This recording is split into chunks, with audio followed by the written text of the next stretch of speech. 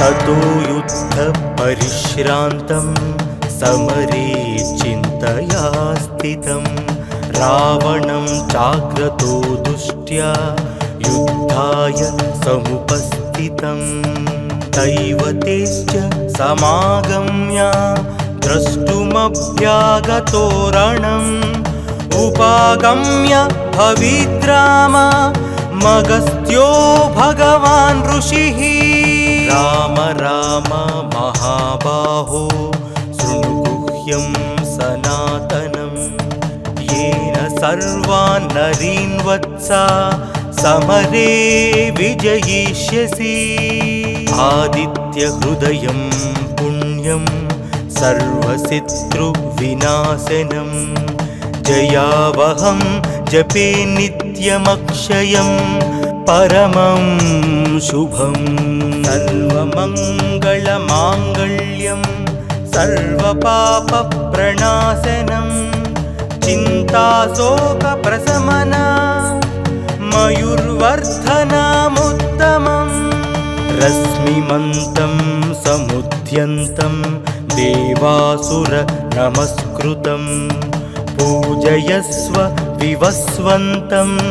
भास्करं भुवनेश्वरं सर्वदेवतात्मको हेश तेजस्वी रश्मिभावनः एष देवासुरगणा लोकान् पादिगवस्तिभिः एष ब्रह्मश्च विष्णुश्च शिवस्कन्दः प्रजापतिः महेन्द्रो धनदः कालो यमः सोमो ह्यपाम्पतिः वसवः सान्ध्या हस्विनौ मारुतो मनुः वायुर्वह्नि प्रजाः प्राणा ऋतुकर्ता प्रभाकरः आदित्यः सविता सूर्याः खगः पूषा गभस्तिमान् सुवर्णसदृशो भानुः सुवर्णरेता दिवाकरः हरिद्वसा सहस्रार्ची सप्तसप्तिर्मरीचिमान् तिमिरोन्मथनशम्भु सप्ताष्टमार्ताण्डां सुमान् हिरण्यगर्भशिशिरसप्तनो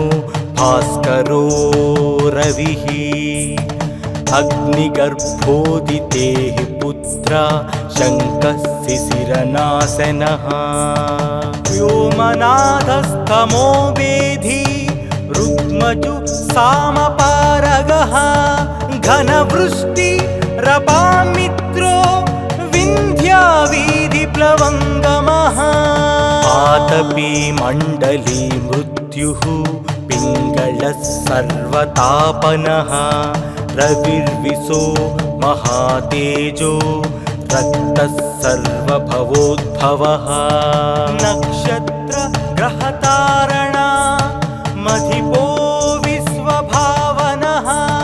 तेजसामपि तेजस्वी द्वादशात्मा नमोऽस्तु ते नमः पूर्वाय गिरये पश्चिमायाद्रये नमः ज्योतिर्गणानां पतये दिनाधिपतये नमः जयाय जयभद्राय हर्यस्वाय नमो नमः नमो नमः सहस्रांशो आदित्याय नमो नमः नमः उग्राय वीराय सारंगाय नमो नमः नमः पद्मप्रबोधाय मार्ताण्डाय नमो नमः ब्रह्मेशानाच्युतेशाय सूर्यायादित्यवर्चसे भास्वते सर्वभक्षाय रौद्राय वपुषे नमः तमोघ्नाय हिमघ्नाय शत्रुघ्नायामितात्मने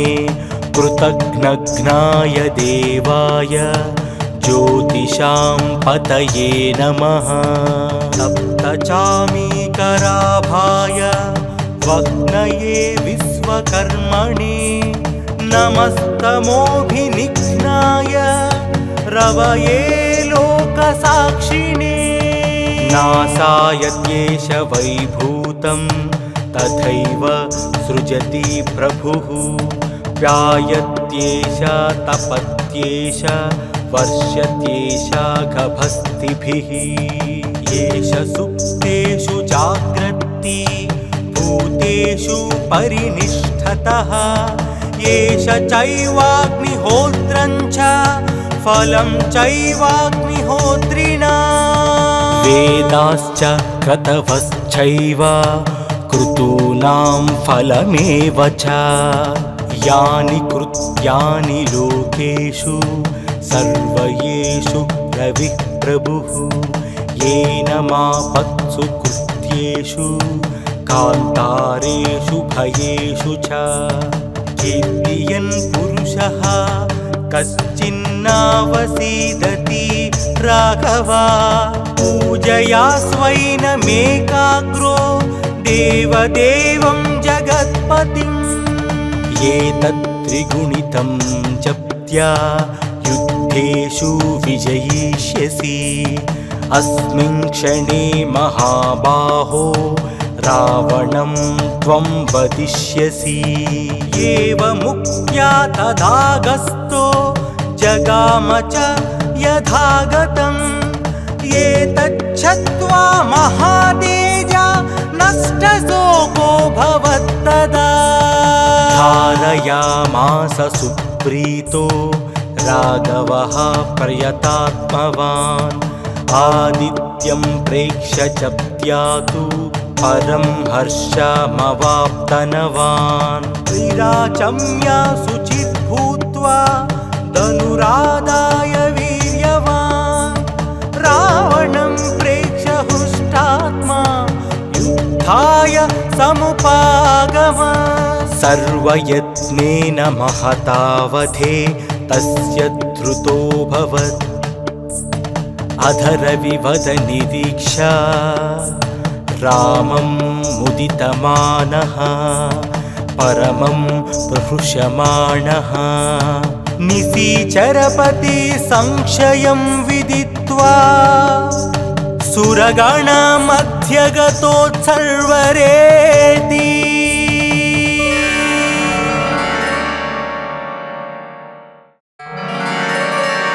ततो युद्धपरिश्रान्तं समरे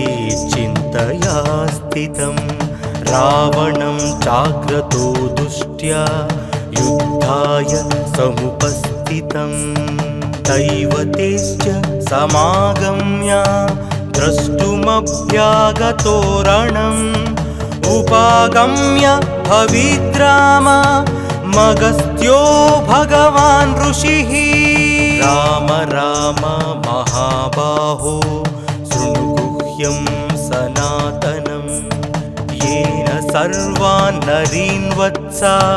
समरे विजयिष्यसि आदित्यहृदयं पुण्यं सर्वशत्रुविनाशनं जयावहं जपे नित्यमक्षयं परमं शुभं सर्वमङ्गलमाङ्गल्यं सर्वपापप्रणाशनं चिन्ताशोकप्रशमना मयूर्वर्धनमुत्तमम् रश्मिमन्तं समुद्यन्तं देवासुर नमस्कृतं पूजयस्व विवस्वन्तं भास्करं भुवनेश्वरं सर्वदेवतात्मको हेश तेजस्वी रश्मिभावनः एष देवासुरगणा लोकान् पातिगवस्तिभिः एष ब्रह्मश्च विष्णुश्च शिवस्कन्दः प्रजापतिः महेन्द्रो धनदः कालो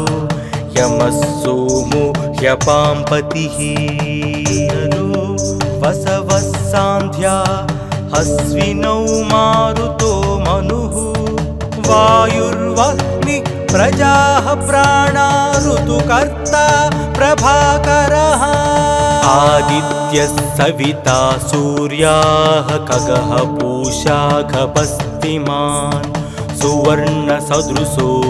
भानुः सुवर्णरेता दिवाकरः हरिद्वसा सहस्रार्ची सप्तसप्तिर्मरीचिमान् तिमिरोन्मथन शम्भु सप्ताष्टमार्ताण्डां सुमान् हिरण्यगर्भशिशिरसप्तनो भास्करो रविः अग्निगर्भोदितेः पुत्रा शङ्कः शिशिरनाशनः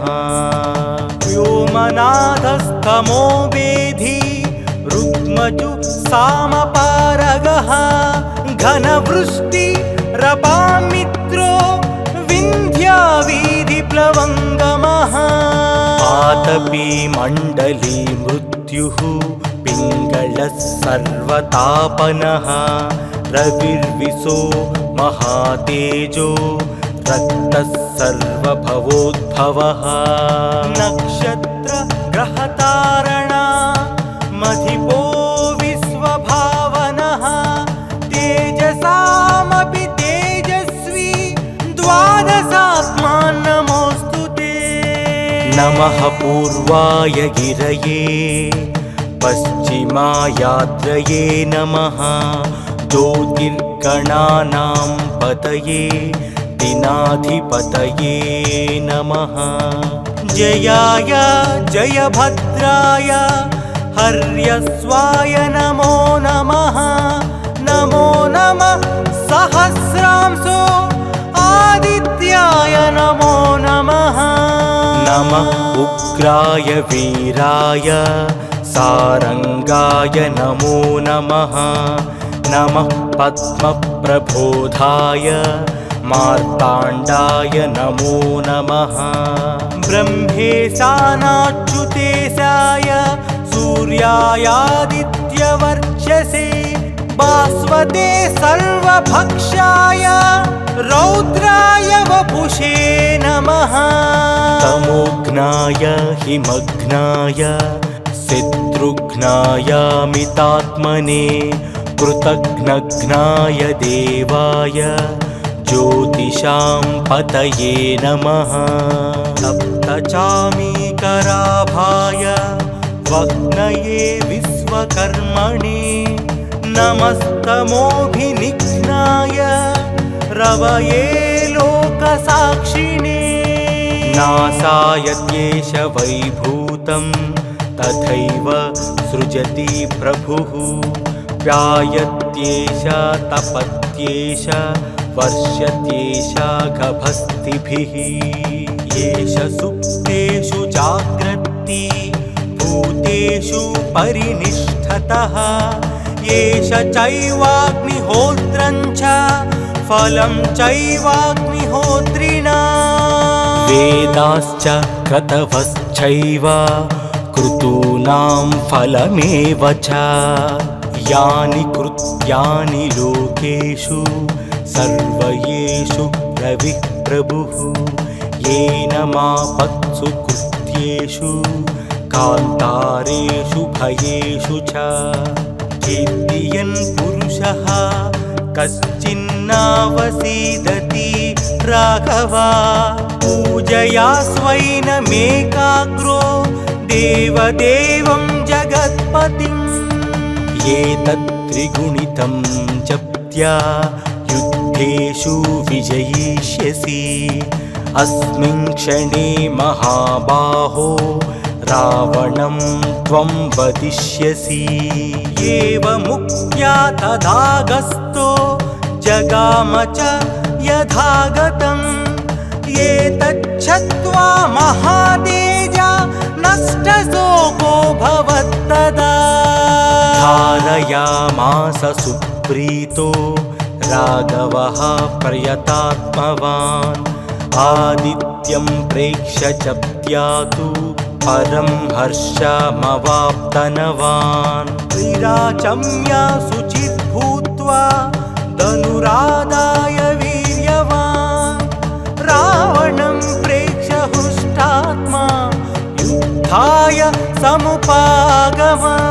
सर्वयत्नेन महतावधे तस्य धृतोऽभवत् अधरविवदनिरीक्षा रामं मुदितमानः परमं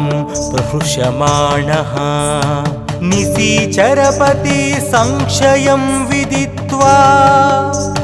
सुरगणमध्यगतोत्सर्वरेति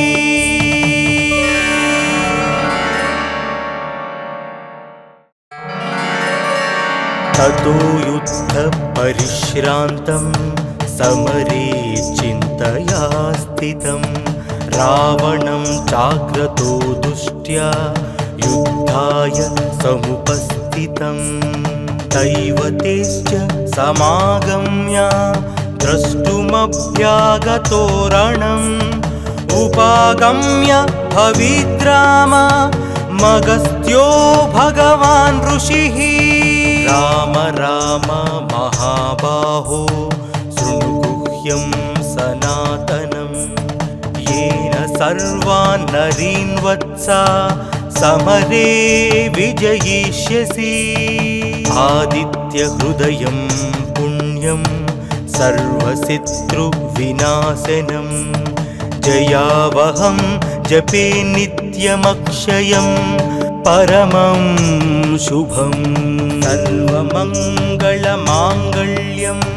सर्वपापप्रणाशनं चिन्ताशोकप्रशमना मयूर्वर्धनमुत्तमम् रश्मिमन्तं समुद्यन्तं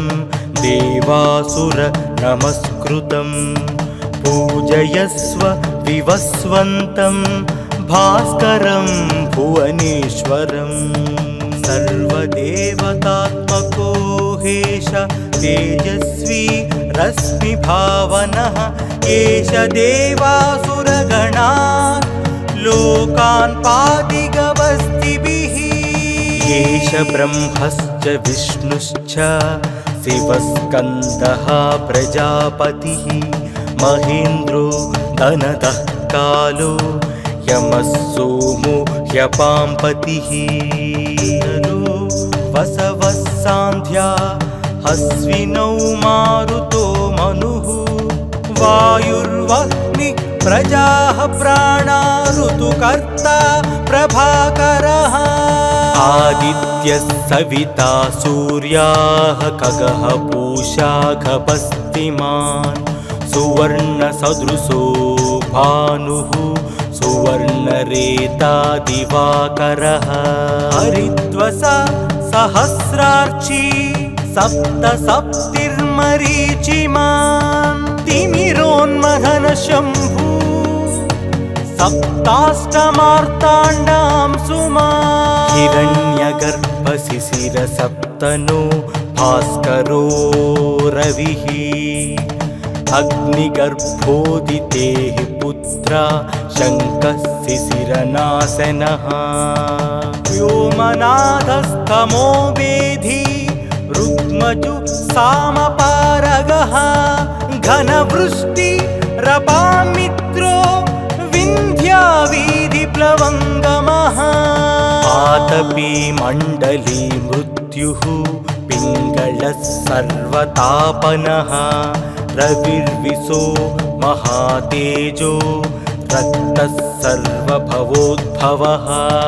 नक्षत्र ग्रहतारणा मधिपो विश्वभावनः तेजसामपि तेजस्वी द्वादशात्मान् नमोऽस्तु ते नमः पूर्वाय गिरये पश्चिमायात्रये नमः ज्योतिर्गणानां पतये दिनाधिपतये नमः जयाय जयभद्राय हर्यस्वाय नमो नमः नमो नमः सहस्रांशो आदित्याय नमो नमः नमः उग्राय वीराय सारंगाय नमो नमः नमः पद्मप्रबोधाय मार्ताण्डाय नमो नमः। ब्रह्मेशानाच्युतेशाय सूर्यायादित्यवर्चसे भास्वते सर्वभक्षाय रौद्राय वपुषे नमः। तमोघ्नाय हिमघ्नाय शत्रुघ्नायामितात्मने कृतघ्नघ्नाय देवाय ज्योतिषां पतये नमः। सप्तचामीकराभाय वह्नये विश्वकर्मणे नमस्तमोभिनिघ्नाय रवये लोकसाक्षिणे। नासायत्येष वैभूतं तथैव सृजति प्रभुः व्यायत्येष तपत्येष वर्षत्येष गभस्तिभिः। येष सुप्तेषु जाग्रत्ति भूतेषु परिनिष्ठतः येष चैवाग्निहोत्रं च फलं चैवाग्निहोत्रिणा। वेदाश्च क्रतवश्चैव क्रतूनां फलमेव च यानि कृत्यानि लोकेषु सर्वयेषु रविः प्रभुः येन मापत्सु कृत्येषु कान्तारेषु भयेषु च। कीर्तियन् पुरुषः कश्चिन्नावसीदति राघवा पूजया स्वैनमेकाग्रो देवदेवं जगत्पतिम्। एतत् त्रिगुणितं जप्त्या युद्धेषु विजयिष्यसि अस्मिन् क्षणे महाबाहो रावणं त्वं वदिष्यसि। एवमुक्त्या तदागस्तो जगाम च यथागतम् एतच्छ्रुत्वा महातेजा नष्टशोको भवत्तदा। धारयामास सुप्रीतो राघवः प्रयतात्मवान् आदित्यं प्रेक्ष्य जप्त्यातु परं हर्षमवाप्तनवान्। त्रिराचम्य शुचिर्भूत्वा धनुरादाय वीर्यवान् रावणं प्रेक्ष्य हृष्टात्मा युद्धाय समुपागमन्। सर्वयत्नेन महतावधे तस्य धृतोऽभवत् अधरविवद निरीक्षा रामं मुदितमानः परमं प्रहृष्यमाणः। निशिचरपति संशयं विदित्वा सुरगणमध्यगतोत्सर्वरेति।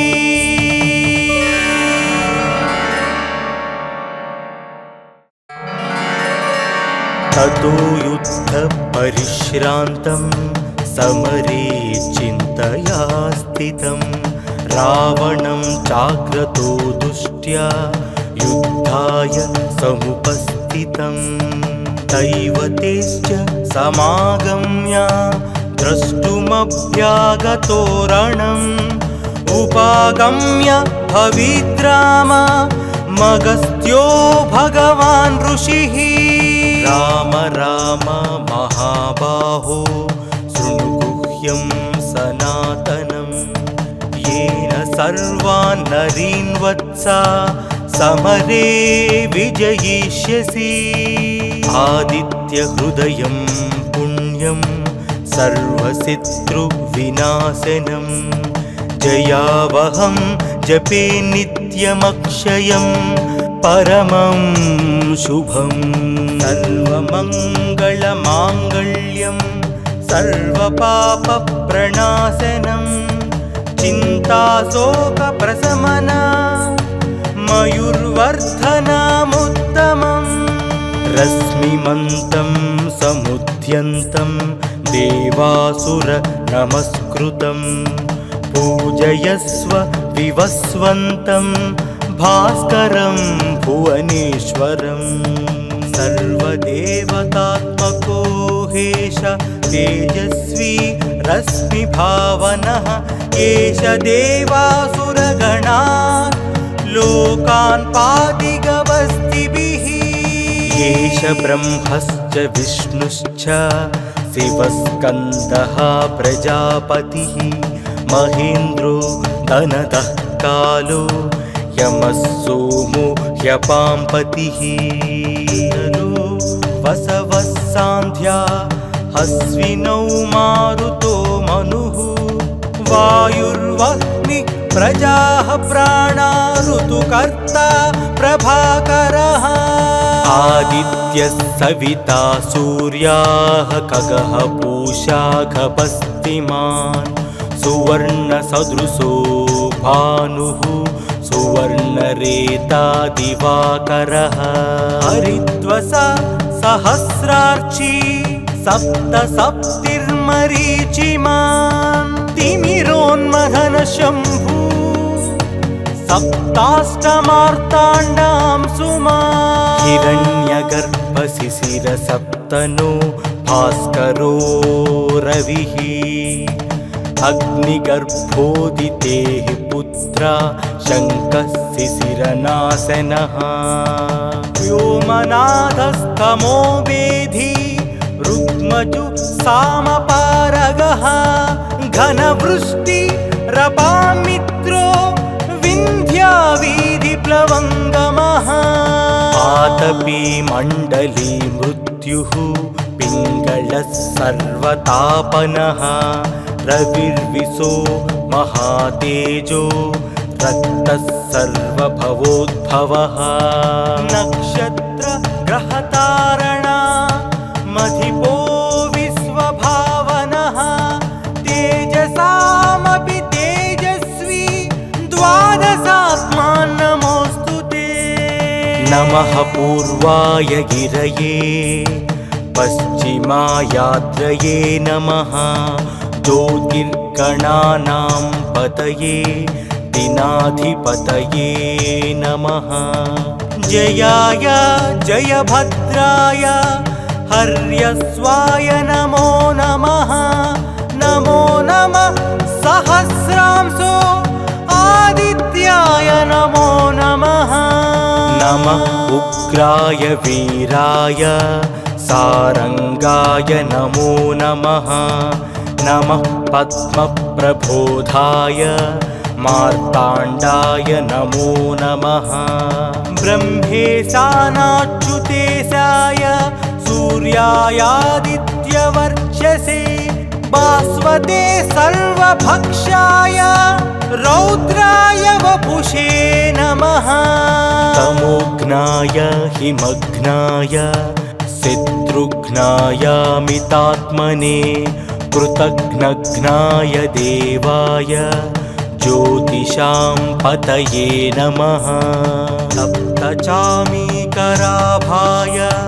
वग्नये विश्वकर्मणे नमस्तमोभिनिघ्नाय रवये लोकसाक्षिणे नासाय त्येष वैभूतं तथैव सृजति प्रभुः व्यायत्येष तपत्येष